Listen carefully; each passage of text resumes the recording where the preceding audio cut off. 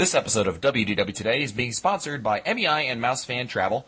And you know what? Even if you're going to Walt Disney World solo, even if it's just you and all your friends decided not to show up, it's okay. You can still have a great trip to Walt Disney World, and the travel agents at MEI and Mouse Fan Travel can help you plan that trip just as like they were helping you plan a trip if you had 10 people or even more than that. Check them out online at www.mousefantravel.com.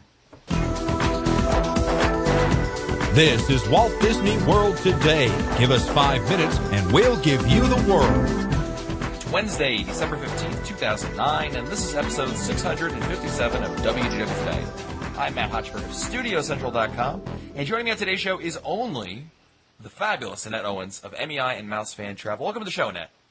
Hey, Matt, are we the only ones that survived the reunion? I think so. Everyone else is still stuck at Disney, I guess, or didn't make it out. Stuck? I guess they just didn't make it out of, I don't know, the American Adventure or I don't know. They're in Disney World. Oh, man, this joke's going nowhere. No, Never mind. They're not here. I was just thinking they didn't want to go home to snow, ice, and cold weather, but okay. That works, too. Well, it's Wednesday, and we're answering your listener questions, and we're going to start out with a question from Amber from Dallas, Texas. Writes, "Hi, guys. Thank you for answering all my questions so thoroughly on the November 30th Amber show. I was starstruck and surprised by the honor. When I saw my name in the title, my heart actually skipped a beat. It was one podcast I'll never delete off my iPhone. I'm the only Disney geek in my family, but I got my proud parents and husband to listen to the episode, and you may have a few new listeners as a result. I enjoy your podcast immensely and appreciate all you do for the Disney community. I hope to see some of you or all of you coming up soon. We weren't originally planning on... No, I'll just delete this part out of there. Just wanted to know how touched I was again. Thank you very much." Well, Amber, it's our pleasure, of course, to answer your emails. And, sometimes we take an email that someone sends in and, is just looking for a quick answer. We're going to do a whole episode out of it. Some people call us unoriginal, but we help the listeners where we can. Next email is from Matt from Norristown, Pennsylvania, who writes, "Hey, Matt, this is a reference to episode 650, where you talked about how Tinkerbell stops at the end of the zip line. And what he did is he actually sent me a link, Annette, to a Google Map thing. Uh-huh. And what it does is it's showing, it's an aerial view of what appears to be the top of the building that's the Tomorrowland Mule Station. Mm-hmm. Right?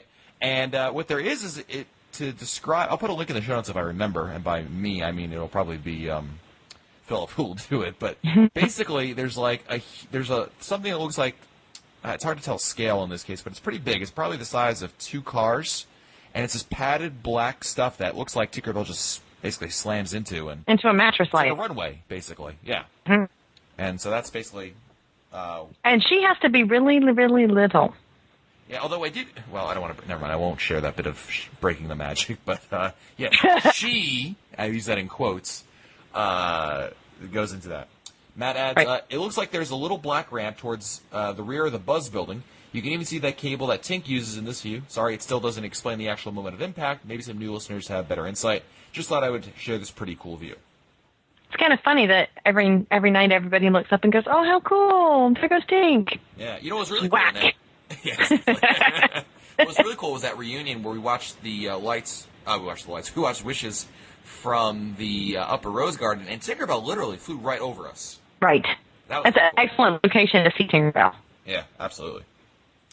Next email is from Paul Gowder, who writes, "I know that all of you go to Walt Disney World often. You go much more often than the average family, and because of that, I think you guys are blind to some issues. The largest 2 issues for you guys are PhotoPass and the dining plan. For you all, these things aren't worth it. But you need to remember how to see it from Walt Disney World from the perspective of the average family. Let's take my family, for example. We go once a year. My daughter is 5, so we spend a lot of time at the character meals. This makes the dining plan very economical for us.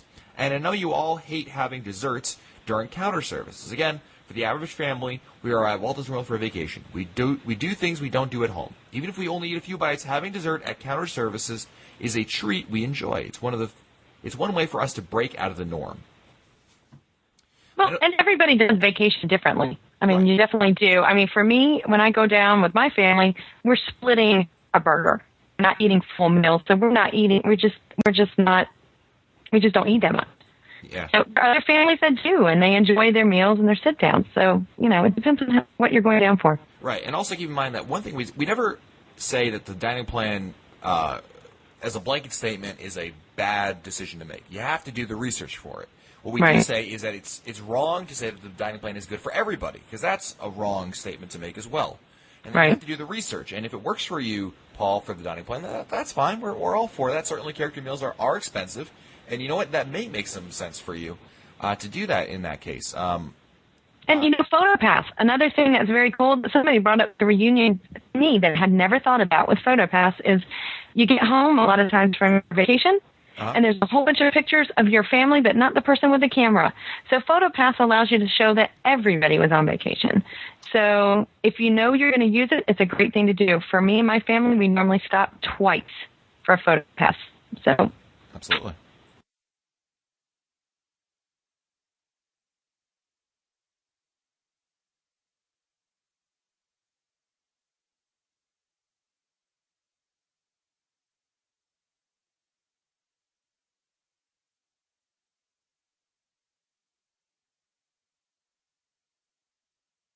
Paul also adds, regarding PhotoPass, without PhotoPass, I wouldn't have many pictures of me and my family. Again, think about this from the family's perspective. Dad is usually the one shooting all the pictures. Very rarely does he get in the picture. PhotoPass allows me to have family shots. Yes, they can use your camera, but they have their cameras set to the optimal settings for the spot. I would bet that 80% of the people trying to take photos of their family will never expose the photo correctly at night in front of the castle. With the $99 CD option, PhotoPass is an incredible deal.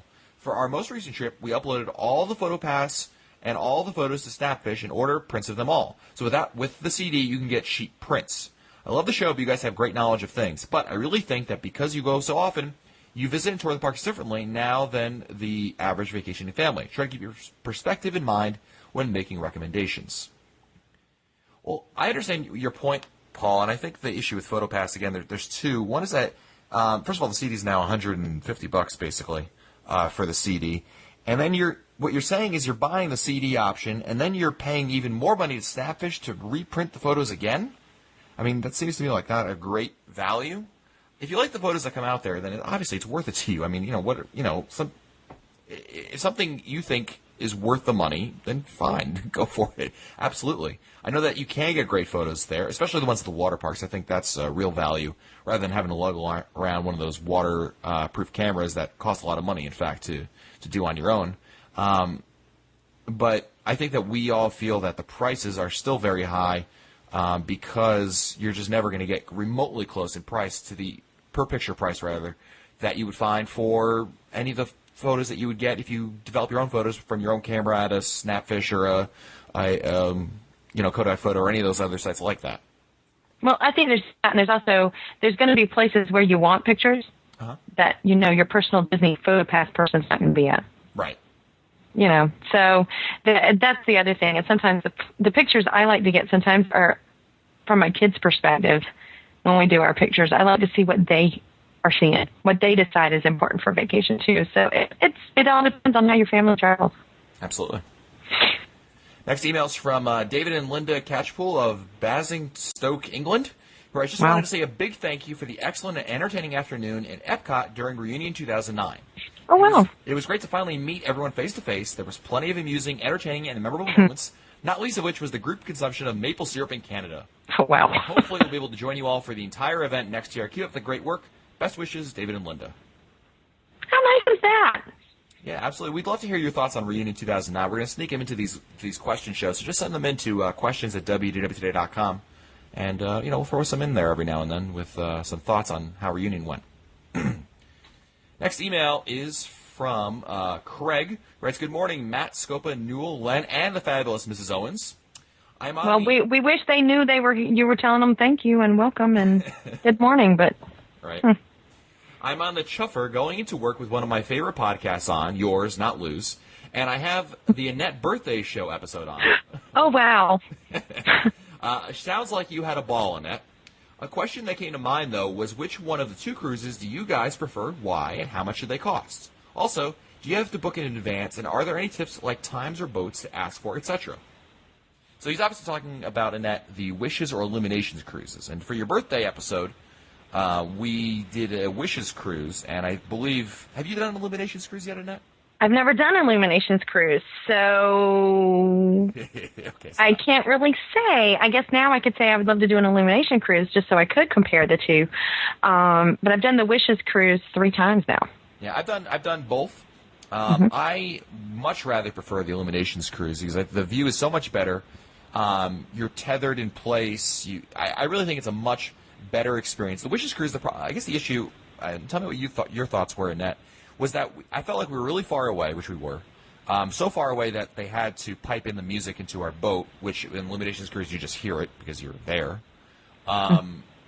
The other problem with the Wishes cruise was that the boat never stood still. It kept on veering back and forth. Well, it was the noise of the motor. Yes.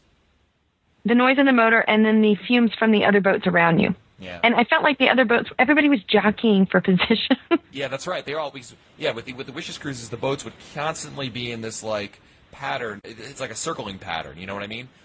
Sometimes you'd have the best spot, and then a minute Somebody else would move in. Yeah, you'd have the worst spot, and there'd be boats in front of you. So I much prefer Illuminations cruise to a Wishes cruise. I will say both are very expensive, and they are not something that I would say that the average person could justify spending on every single trip to Walt Disney World. But I will say that it's definitely worth checking out, definitely once. Special occasions, birthdays, it's really hard to beat those kinds of things. Yeah, you're always looking for, if you're going to Disney, if you've gone many times, you are looking for that next thing that you haven't done. And I have to say, this is one thing you really want to do once. I mean, we say that for the special event parties and that kind of thing. It's an experience you will still come away and talk about. I mean, I enjoy going out there. We got to see the water pageant right up and close. And you're out on the water enjoying the view of the Magic Kingdom and the resorts and the lights, and you're there with friends or family. Right. So it's a good time. Absolutely. I also want to throw out one more tip there. If you're interested in taking the Breathless out, but you're saying, whoa, Matt, whatever, I think it's like $300 or $400 for up to 6 people to take the Breathless out for Illuminations Crusade, that's kind of expensive. Is there something cheaper, but I can still experience it? Absolutely. You know what they do in that? I'm not sure. I said do. Yeah, you did. Oh, my gosh. What's available to you, I almost said it twice, is you can actually take the Breathless out in the afternoon for $99 for up to 6 people. That's a great deal. Yeah, what you do is you just show up there. There's no reservations. You just go to the Beach Club Marina, and if it's available, you and up to 6 people you go out on the Breathless with the driver, and what the driver will do is take you all around the area. They'll take you to the studios, take you through the boardwalk area into Epcot, and it's really cool. It's about, I think it's 30 minutes if I'm not mistaken, and it really is it's a very fun experience and not a lot of money because you can take, again, it's $99 for one person or it's $99 for 6 people. So, if you're looking to maybe bring your some parents down and they're looking to do something a little more relaxed, trust me, it's very hard to beat that on a beautiful afternoon. And it's a beautiful boat. Absolutely. Just beautiful. Absolutely. So check that out over there. That's another option available to you. Next email is from Maria in New Freedom, Pennsylvania. Writes, hello, folks. I usually avoid caffeine, but I've had something this morning, and now I'm all hopped up about Walt Disney World.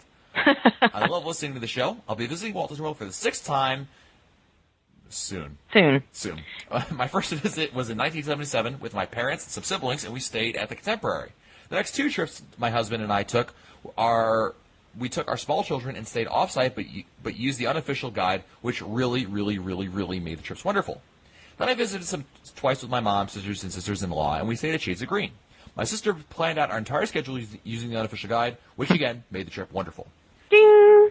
There you go. So this time, my husband and I will be celebrating our 25th wedding anniversary by taking our first honeymoon.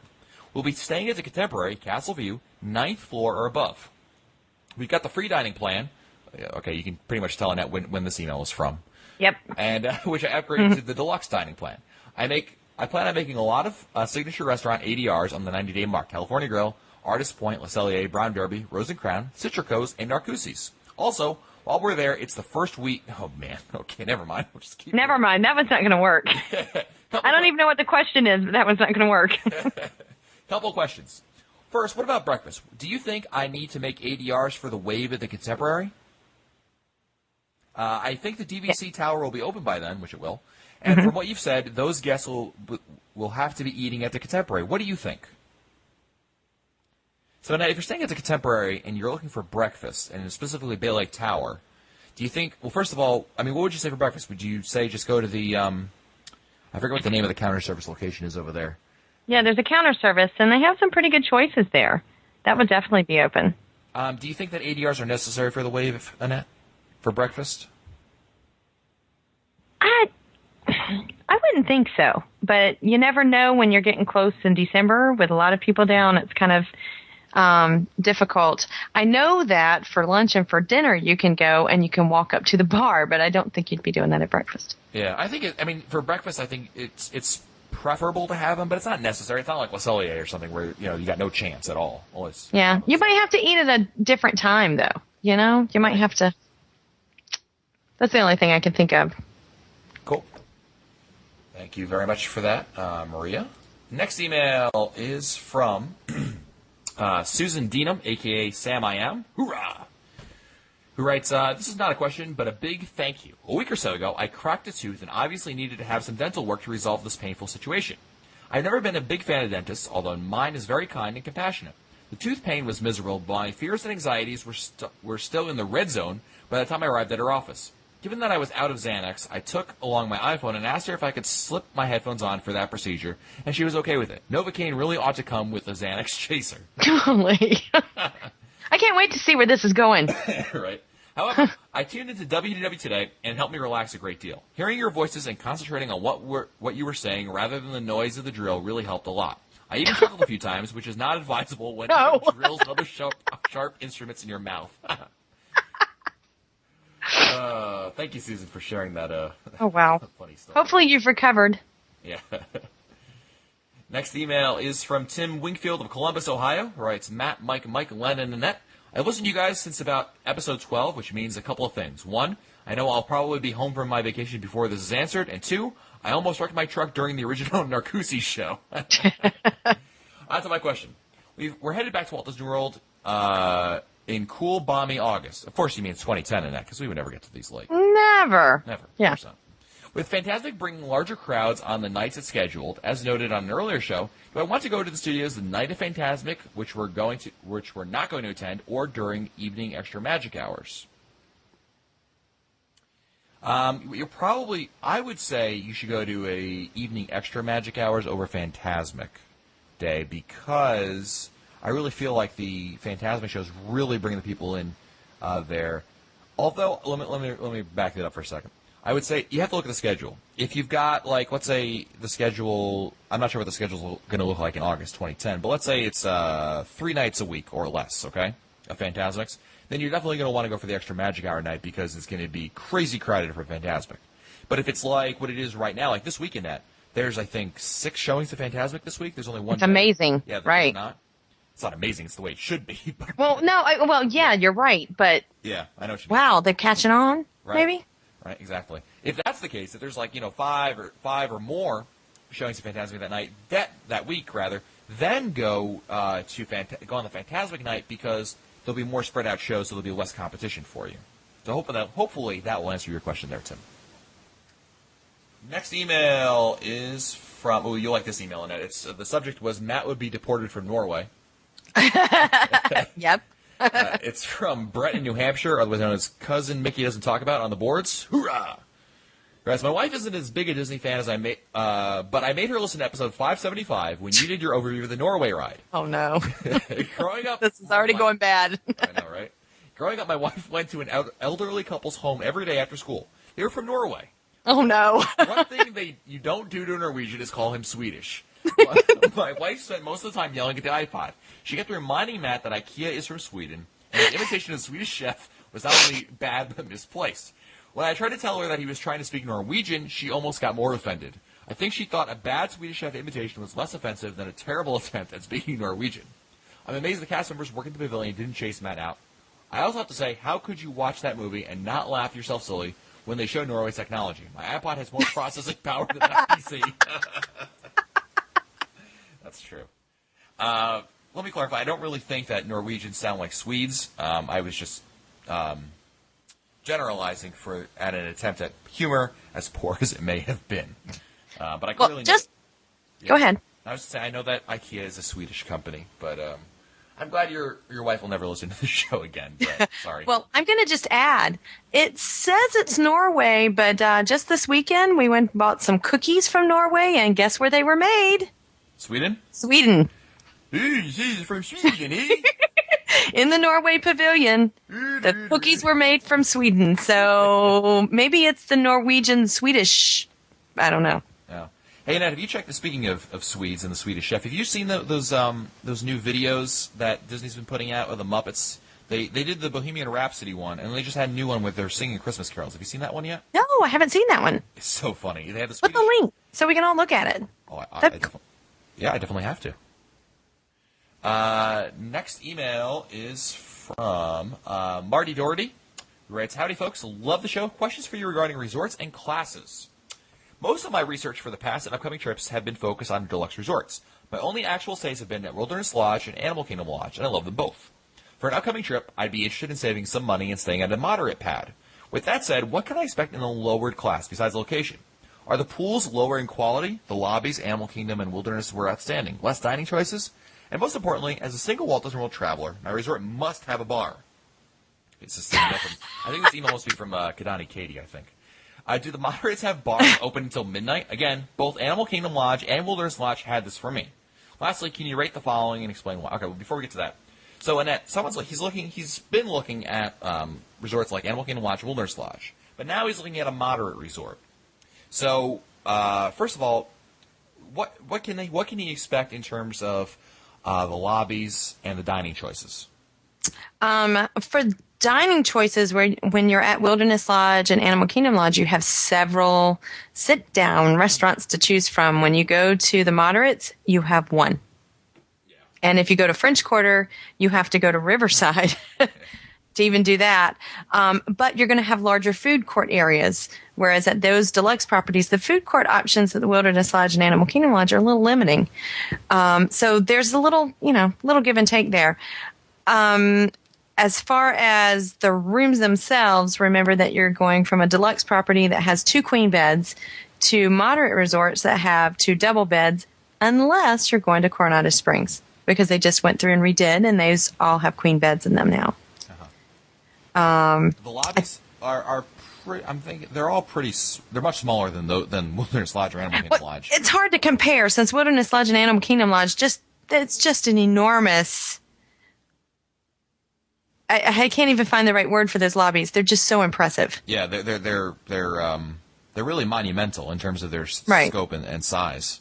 And the details in them and stuff. You're still going to have the details in your moderate resorts, but they're just smaller. Right. Smaller scale. Bars, you're going to have those. Yep. Open till midnight. We just did Yeehaw Bob. Oh, yes, we did. So maybe not the same as the nice quiet bar that you had at the Animal Kingdom Lodge. But they do have the bars that are there. And even over at Coronado Springs, because that is your convention hotel, they even have it. Did they do karaoke at that bar? I know they had music going and dancing. Yeah, it was more like a lounge than a bar. Right? Yeah, but it was definitely open till midnight. So, and they also had a bar outside, right. Out by the water. So, you're still going to have that bar option that you're after, but it is a little. I can't find the right word for it. It's just a little scaled back from what you have at a deluxe property. Yeah, that's fair. In terms of the resorts, he wants to rate them: Coronado, Caribbean Beach, Port Orleans, Riverside, and Port Orleans French Quarter. I think for dining, I would probably say, Annette, and tell me if you agree with me, the best resort for dining would be Caribbean Beach. Really? Yeah, because they have Shutters over there, which is your full service, and then they have a couple of different options. They're like little mini counter service. Order windows? Mm-hmm. Yeah, I kind of like that. I like them. For dining, I would rather stay at Caribbean Beach over the Port Orleans resorts, or even Coronado. I wasn't... We've talked at length about the Coronado Springs and my feelings about that resort. Right. But if he's more interested in the bar activity, it's hard to beat Port Orleans because you've got 2 different choices there. Right. And I got to say, if you haven't been to Yeehaw Bob's, you got to go try it, because that's just especially if you got some friends there with you. That was a highlight of reunion for me. Well, sometimes friends are not a great thing to have at the bar with you. Maybe not. Maybe you should go and meet strangers. Sorry, magically shots just appear in front of you. It's like, I can tell you though, and I know that Disney seems to be taking Coronado Springs and trying to set that one up a little higher than the moderates. Mm-hmm. There are some dates that those prices are higher, so I don't know. Not that it's it's almost like they're trying to get that in between the moderate and deluxe. But remember, you're at a convention hotel, so they are just trying to step that up for their conventioneers. Okay. Something to remember. Next email is from Rafi from Manila, Philippines, and Annette, the subject of this email is "Help me, fabulous one. You're my only hope." Oh my goodness. Okay. Rafi writes, "I'm in need of advice for my upcoming travel in May 2010. I think Annette can answer a bunch of these." Okay.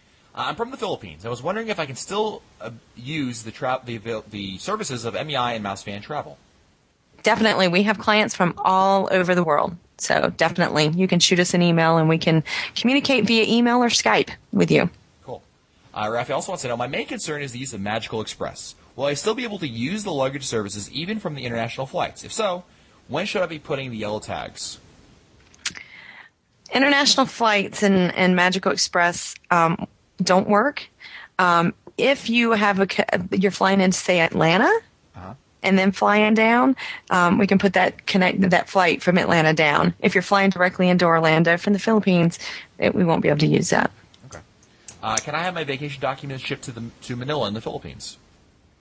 We can do that. The problem is sometimes because of customs, we have to check and see how long it would take to get the documents to you.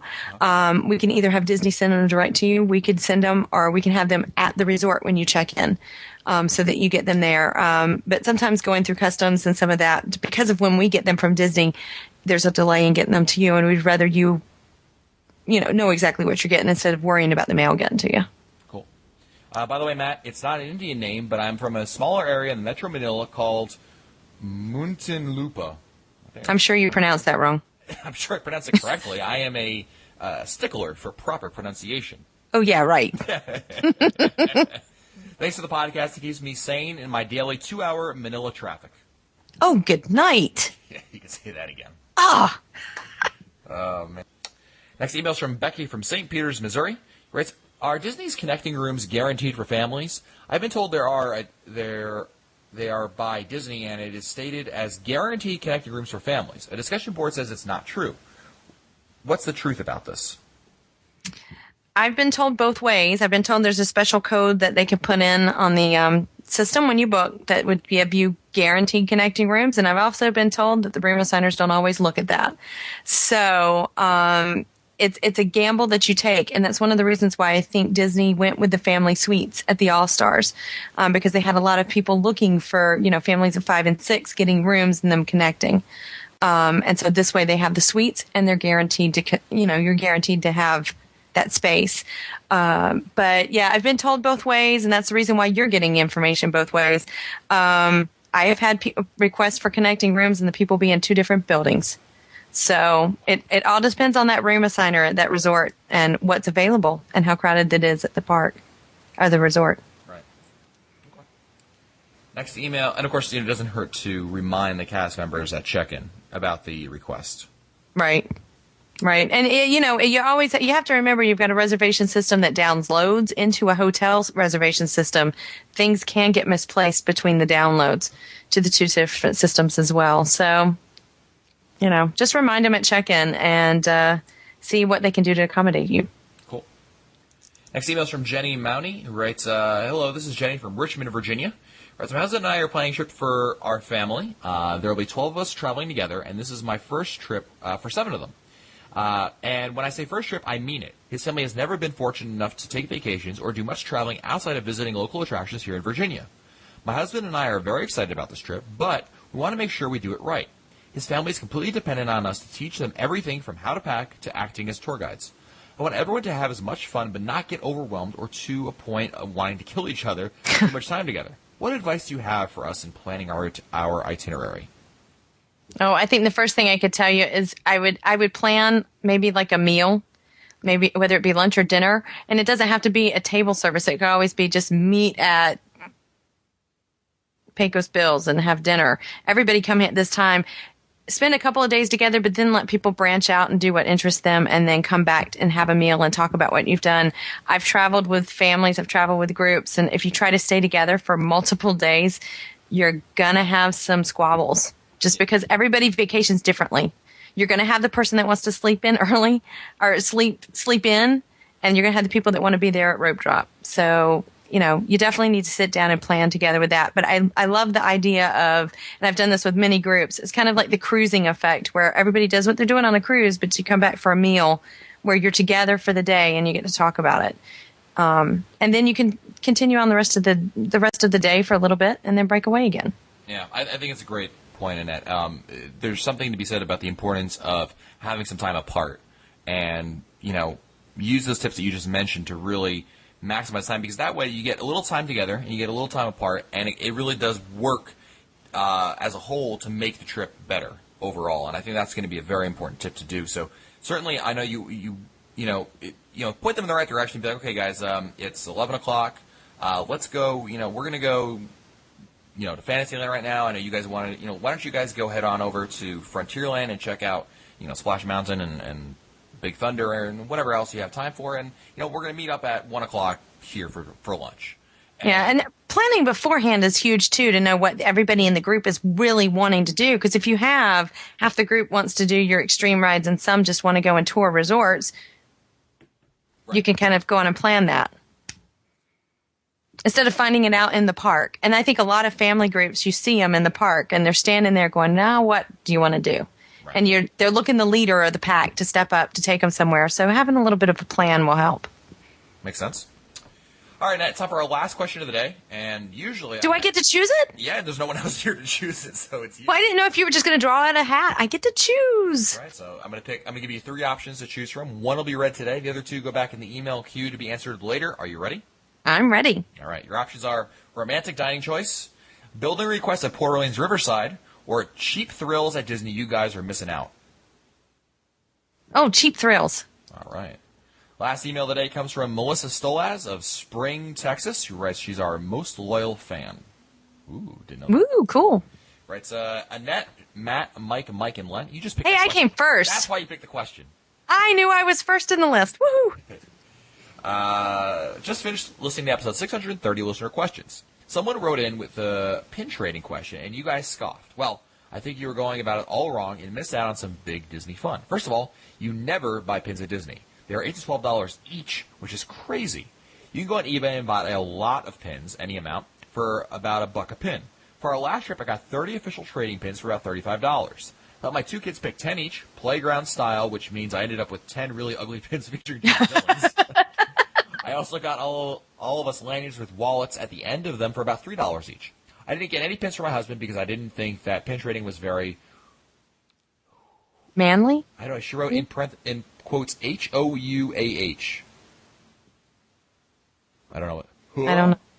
Activity? I don't know what a activity is, but okay.